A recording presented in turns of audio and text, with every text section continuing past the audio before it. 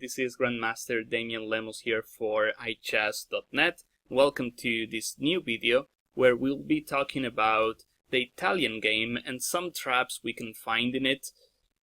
We know that the Italian happens after e4, e5, knight f3, knight c6, and here apart from bishop b5, which is the Spanish or Ruy Lopez, or d4, which is the Scotch, we can also play bishop c4, which is in fact the most natural move in that position because we're attacking his weakest point in that position, which is f7, bishop c5, and no matter what we play as white, no matter the order we choose, we know our moves, this d3, c3, knight d2, rook e1, the knight usually goes there. We can also play h3 just in case, and we get a game.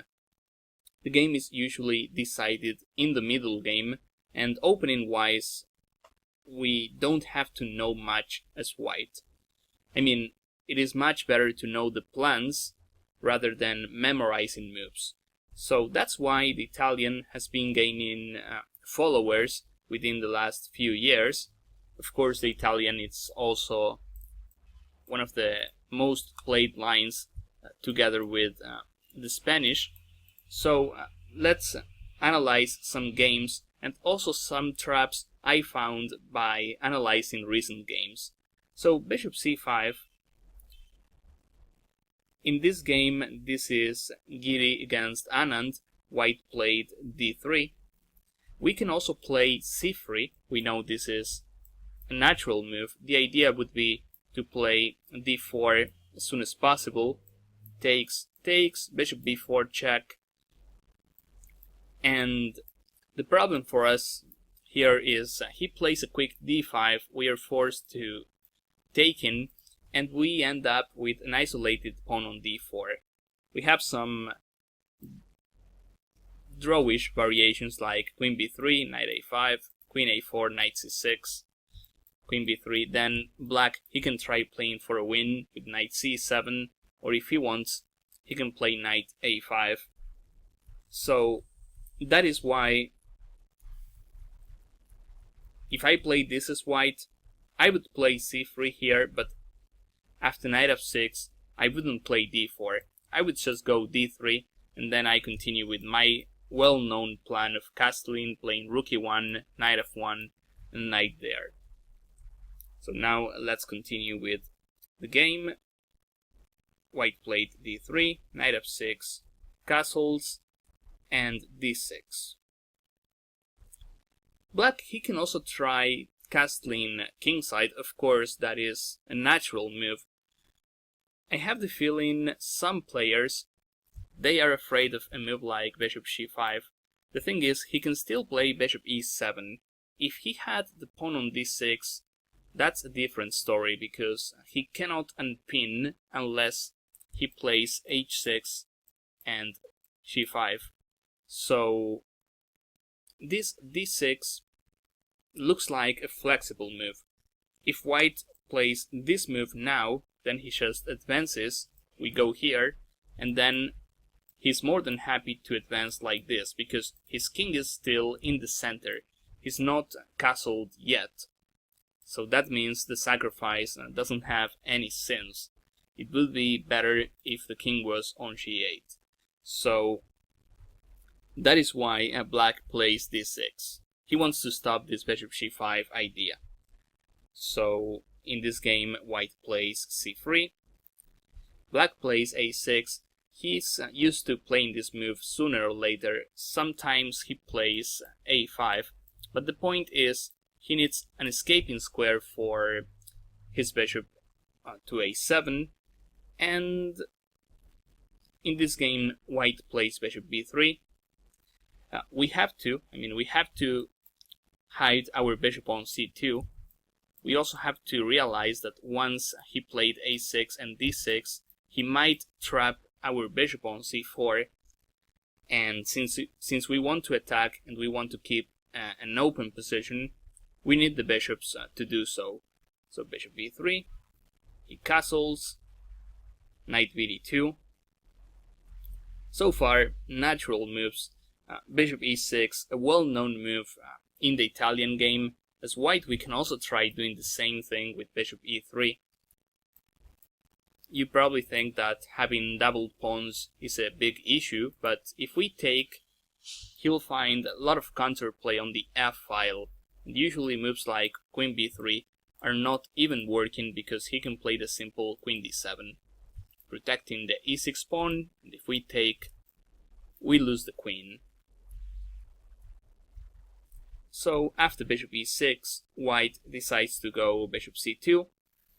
It looks like we are wasting a tempi, but one day this bishop on c2 is going to be an attacker, and also when he has the bishop here, we might have some d4s attacking the bishop on c5, and later we have a fourchette attacking both bishop e6 and knight c6. So black has to be careful. He plays bishop a7, that makes a lot of sense. He's stopping what I just said. h3, rook e8, and maybe black here has to play a move like h6. I mean, we played h3, we know this move is always useful. The same goes for black. He has to stop knight g5 just in case. As we'll see in this game, it was a blitz, maybe black wasn't being too deep, and rook e8. We have knight there, there's no bishop here for black, he cannot win a tempi, and he has to go back. I mean, he cannot afford losing this bishop. If he plays something like h6, we take, rook takes, and suddenly our bishop is too powerful. If black opens that position with d5, he's just hurting himself because he doesn't have the bishop pair, and the more we open that position, the stronger we are on light squares. So black decides to play bishop to d7.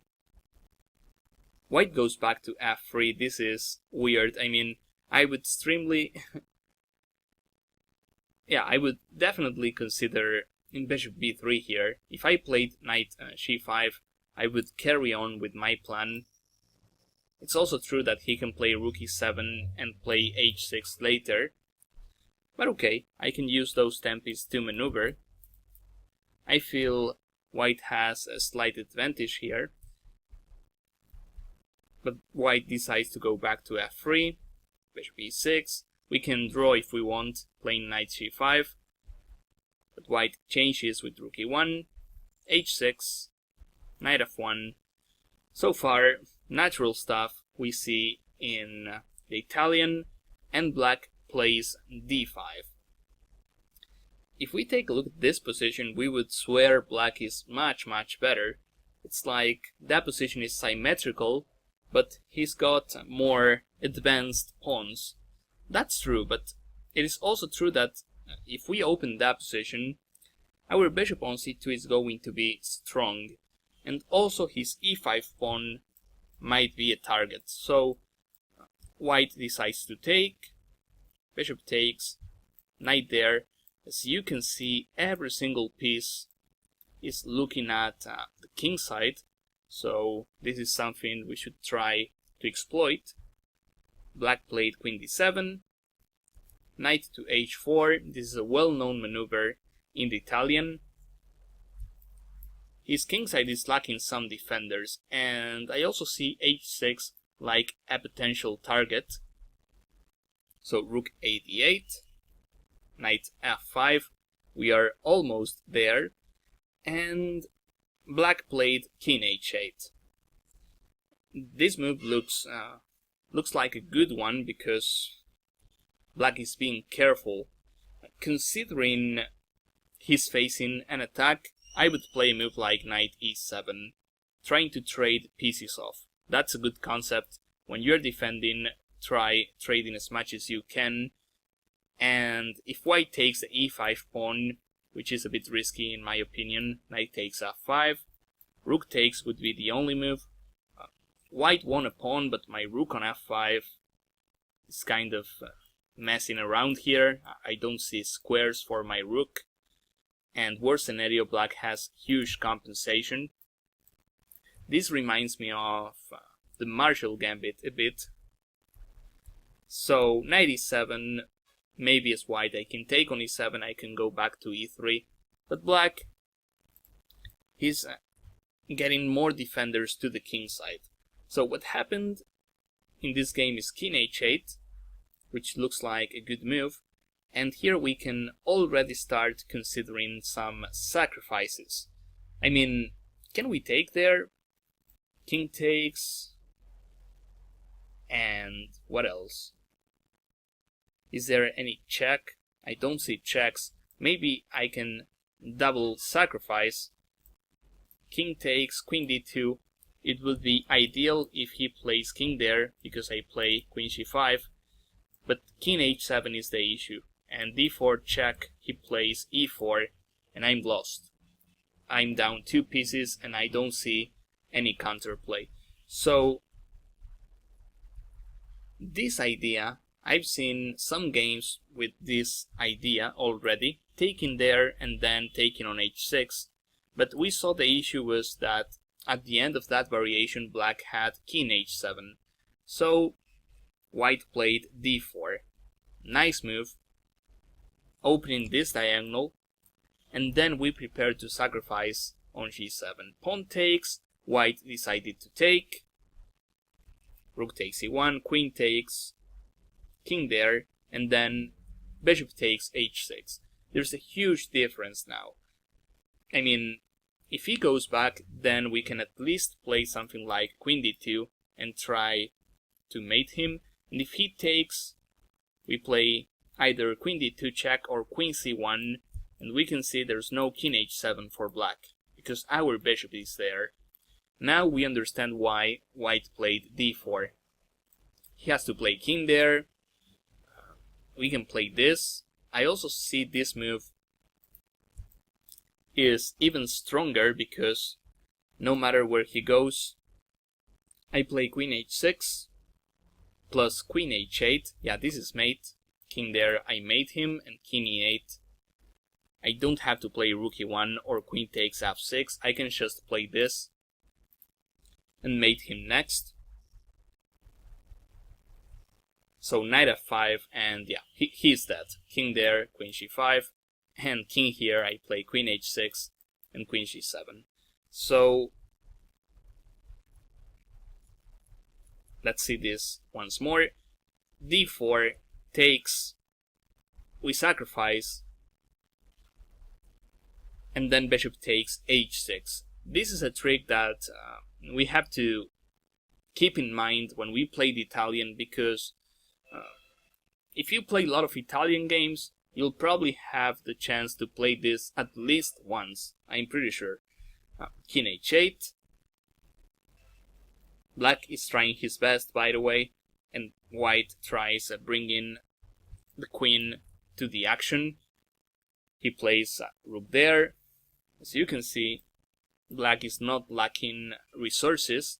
His king is on a weird spot, but he still has pieces around. So queen f4, I like it.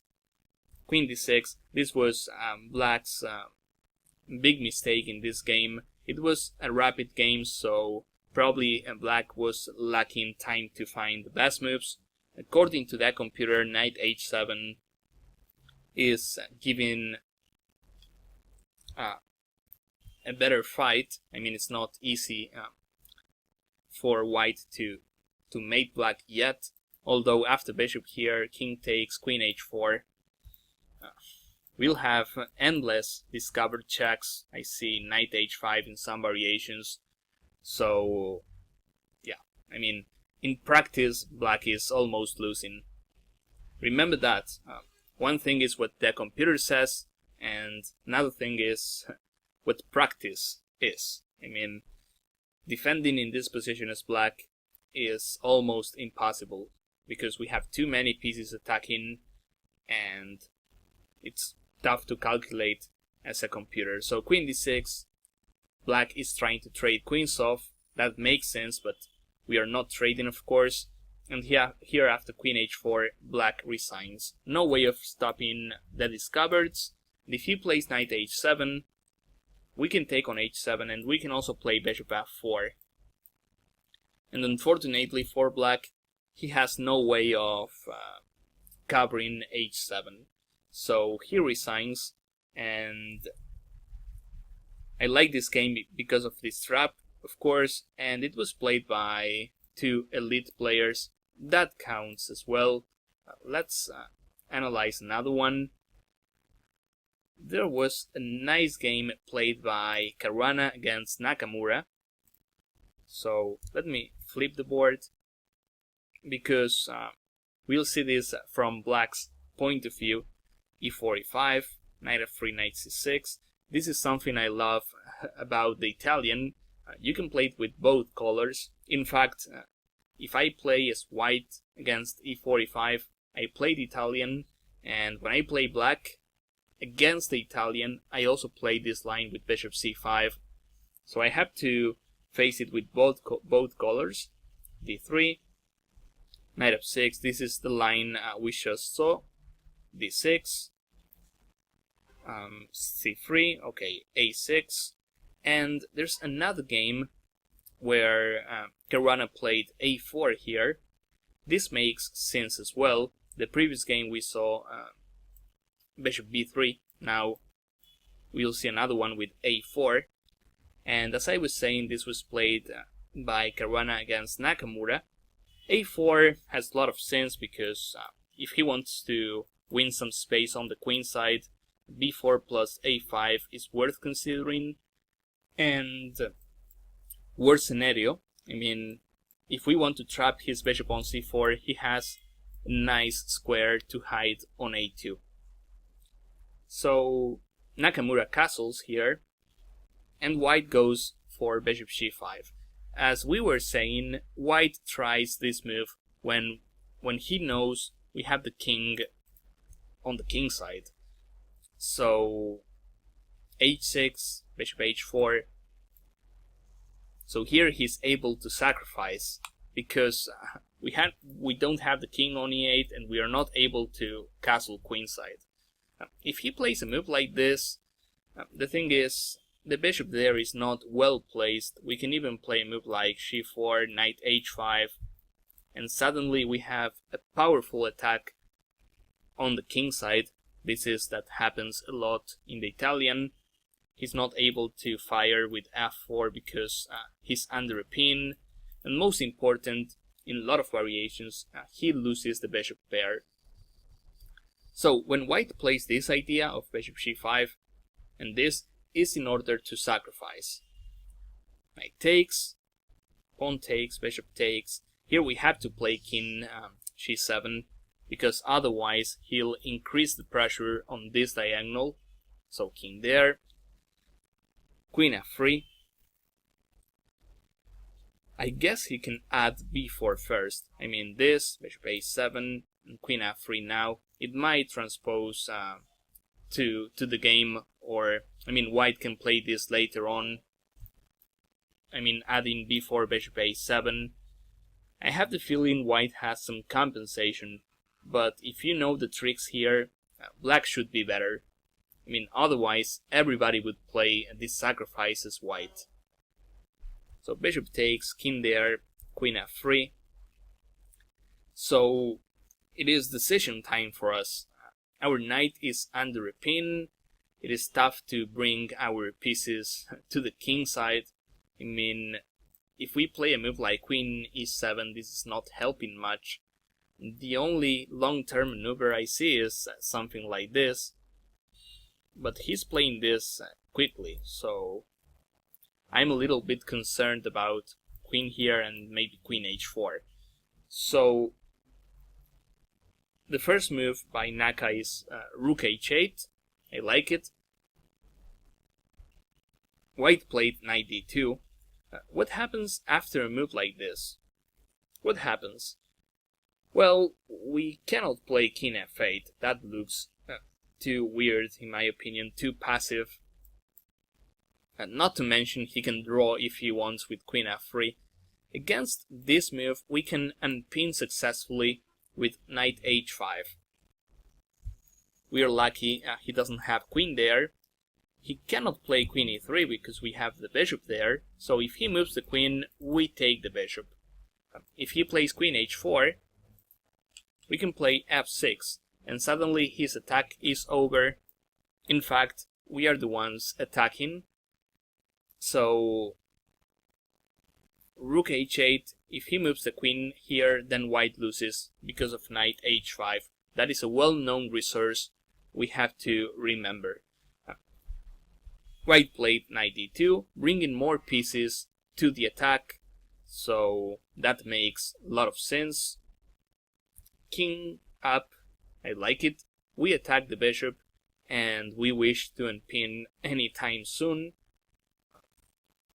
Maybe white here, he has to go for something like bishop e3 and play with being down a piece but having some counterplay because we have an open king. As we know, this fails to knight h5, and white decide playing h4. So at first glance it looks like we are almost lost in this position because his pawns are advancing too much. Our king on c6 looks extremely weak. However, we have a maneuver which is, I consider it a trap in the Italian. We have the unexpected bishop c4. We know this move, if you're used to doing tactics, you will realize bishop c4 is losing a piece. If he takes, queen takes f6, here we can resign, of course. We are down 2 pawns, he's attacking. So bishop c4, if he plays queen there, then queen d7, and we are safe. There's no f3 because of this, and this is on the table as well. So the trap is bishop takes f6. Here we have the amazing queen d7. This deserves, the maneuver itself deserves a double exclamation mark. And now this is the only move for white. We take the bishop on f6, and his attack is pretty much over. In fact, it looks like we are the ones attacking here with the bishop pair and the open files.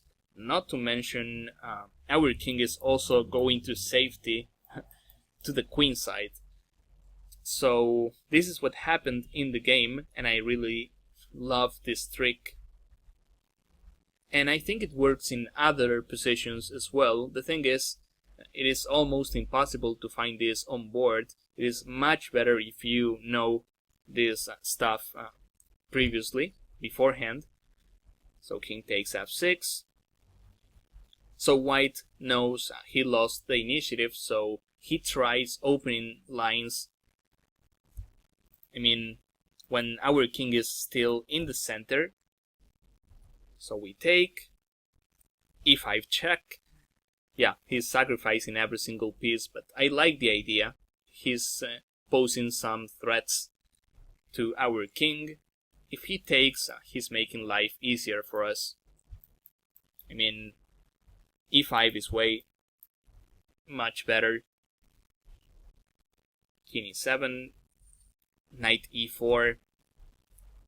If he takes, I wonder if we can play a move like king d8, for instance, running away, but this is better. After the check on e1, I play king d8, and I'm just winning. So he plays knight e4, rook there, knight f6, and in this position, this was also a rapid game, so we know the players didn't have enough time to play the best moves. In this position, Naka played queen f5, and even if we lose the rook there, we have 2 minor pieces for the rook plus the attack. According to the computer, this is almost a winning advantage. And in fact, black won on to win that game. In this position, after knight f6, we have another amazing sacrifice.